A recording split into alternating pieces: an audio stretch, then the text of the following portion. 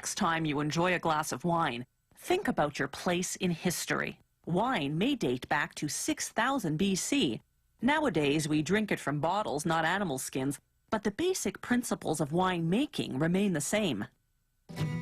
Wine grapes grow best in temperate climates, but if grapevines are well protected, they can survive a Canadian winter. The riper the grapes, the sweeter the wine, so growers wait as long as possible before harvesting their crop.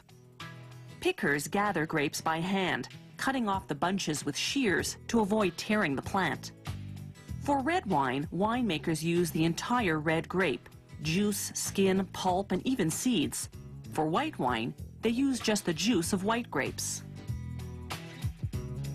While the winemaking process itself is certainly a factor, the quality of the grapes is what will ultimately determine the quality of the wine. Grapes are affected by weather, by soil conditions, and by how the vines are pruned during and between seasons.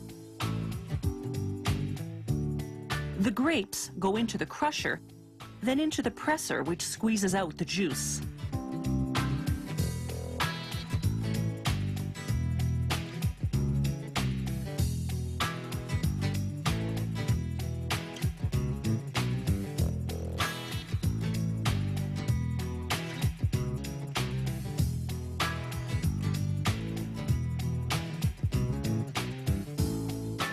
Inside the winery, the result of all that crushing and pressing ends up in large stainless steel tanks.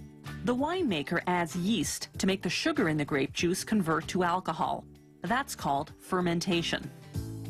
Winemakers constantly experiment with fermentation to try to improve the quality of their wine. They take samples of grape juice and mix them with different types of yeast.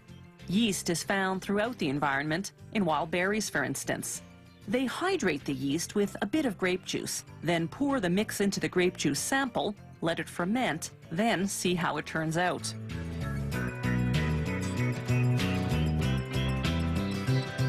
The big fermentation tanks are refrigerated, and monitoring their temperature is critical.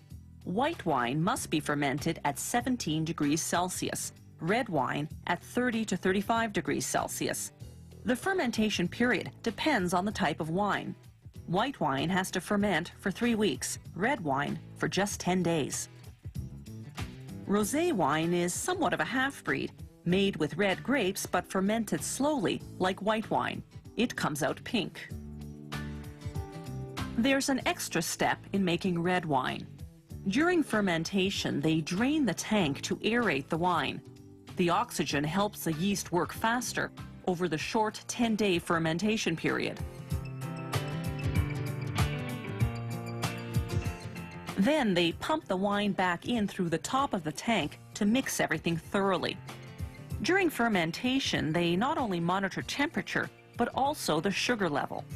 As the juice becomes wine, the sugar level drops and the alcohol level increases. Except for very sweet wines, fermentation is done when the sugar's gone. And the alcohol content is 11 to 13% for red wine, 11 to 11.5% for white and rosé. The wine is stored for a few months, then it's run through several pressure filters to remove any particles.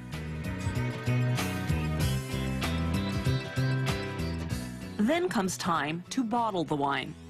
Large wineries have fully automated bottling plants, smaller operations, semi-automated systems like this one. The key in bottling wine is to avoid getting air inside, because oxygen turns wine sour. The colored wine bottles protect the wine from light, which can also affect the taste. People have used cork to plug wine bottles since ancient times, because it creates a tight seal that keeps the air out.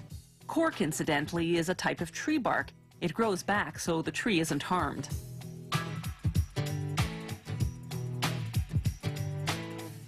Inside the bottle, the wine continues to undergo subtle organic changes as it ages.